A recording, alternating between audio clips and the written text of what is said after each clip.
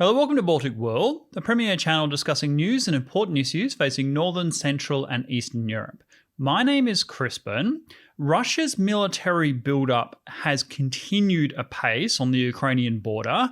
New artillery, APCs, electronic warfare systems, combat-ready troops, they're all poised for invasion. And the question now, I think, is no longer does Russia intend to push into Ukraine, but whether war can now be averted.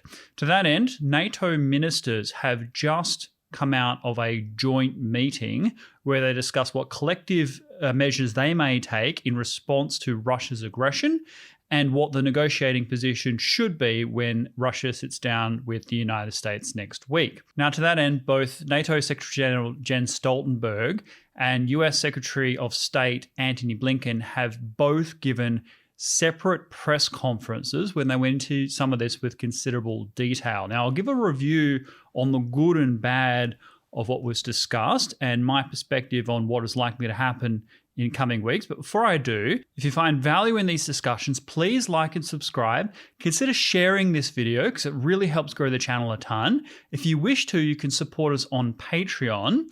To that end, a Patreon supporter last month forwarded me the Lithuanian Foreign Policy Review.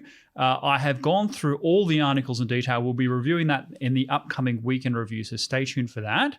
But as for what has happened today, let's get into it. So starting with the positive, both Stoltenberg and Blinken, as I said, separate press conferences, both went for quite some time. They both reaffirmed NATO's absolute right to expand and accept other new members. Now, this means that one of Russia's primary demands that NATO can never be further expanded to include Ukraine or Georgia or Belarus is off the table.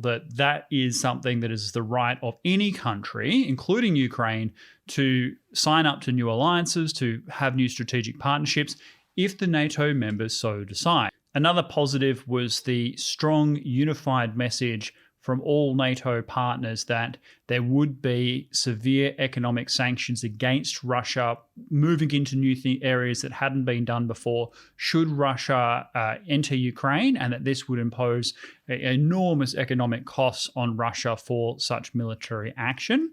A third thing that was positive was that Antony Blinken emphatically reaffirmed what had previously said about not negotiating anything with Russia that didn't include the Europeans, nothing about Ukraine that didn't include the Ukrainians.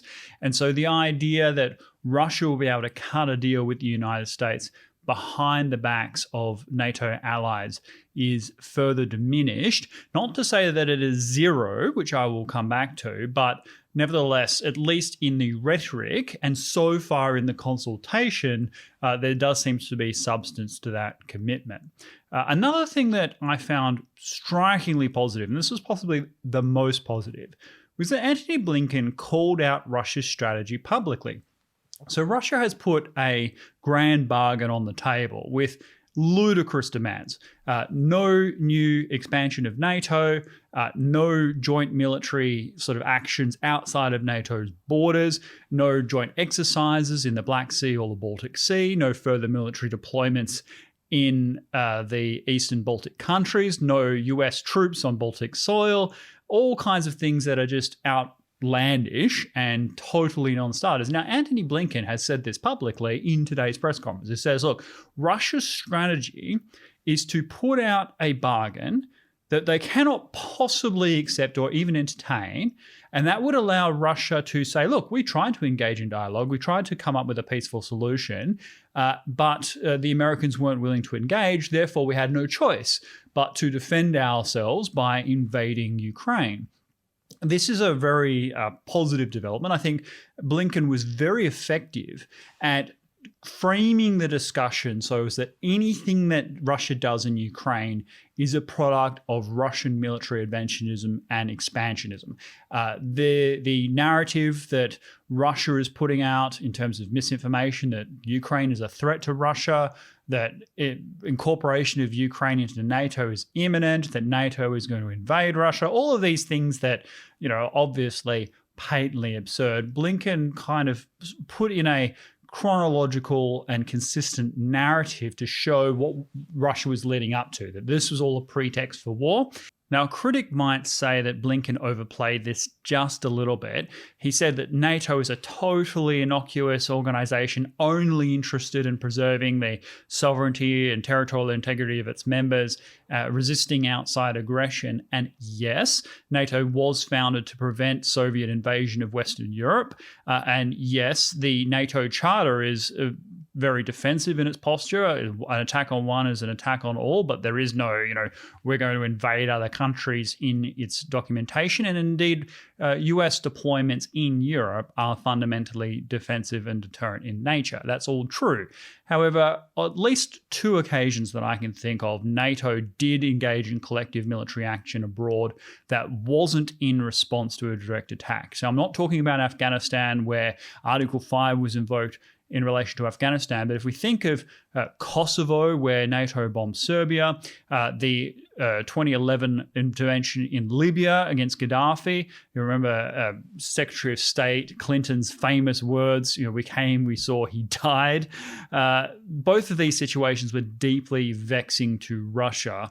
And it is on one level understandable that Russia would think, well, NATO purports to be this totally defensive organization, but it can point to real concrete examples in which NATO did sort of liberal interventionism abroad. Both of those, incidentally, were under Democratic administrations, one in which Biden was vice president. That said, of course, NATO isn't a direct threat to Russia.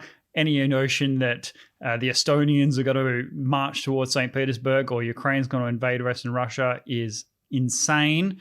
If the Russians truly believe that, then one could question the grip on reality. But of course, Russia doesn't really believe that. This is all part of the narrative preparing for war.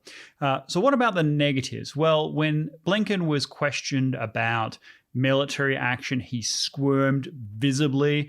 It was clear that the United States, as President Biden himself has already said, is not going to commit any military forces to defending Ukraine. That has been echoed by the United Kingdom. Of course, they won't be acting without the Americans.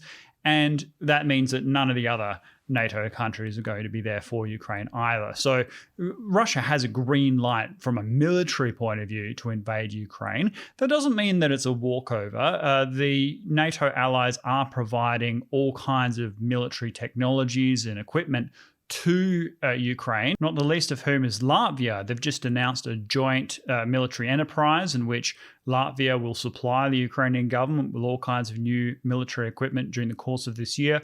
No doubt some of that funneled through other NATO partners as well.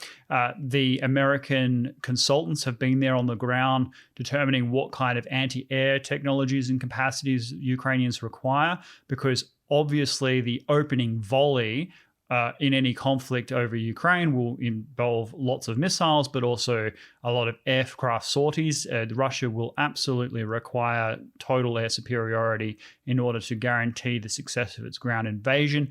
If many Russian fighters were shot down, for example, that could deter a further invasion from Russia and cause them to pause and reassess.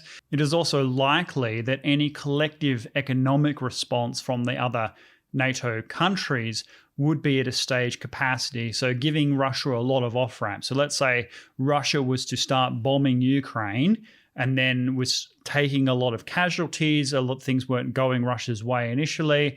Well, NATO will say, look, if you stop now, you'll only pay this much of a price, but if you continue, we will escalate dramatically. This will create a burden on Russia to have a swift military victory in Ukraine, something that NATO would seek to deny.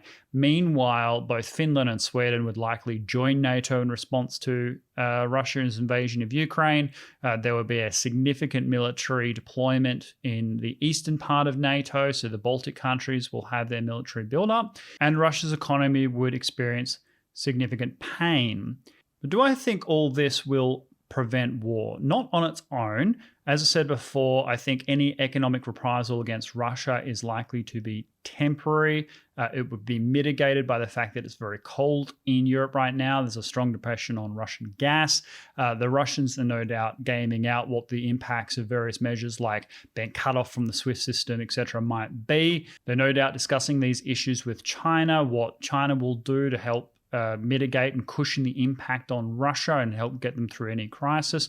We're seeing significant shifts in currency reserves where people are taking their money out of US dollars and euros, converting them to rubles and then sending them off to China as well. So at least in the Russian elite, the personal impact is likely to be mitigated. And more importantly, China has a great deal to gain if Russia invades Ukraine. In fact, China stands to be the greatest beneficiary.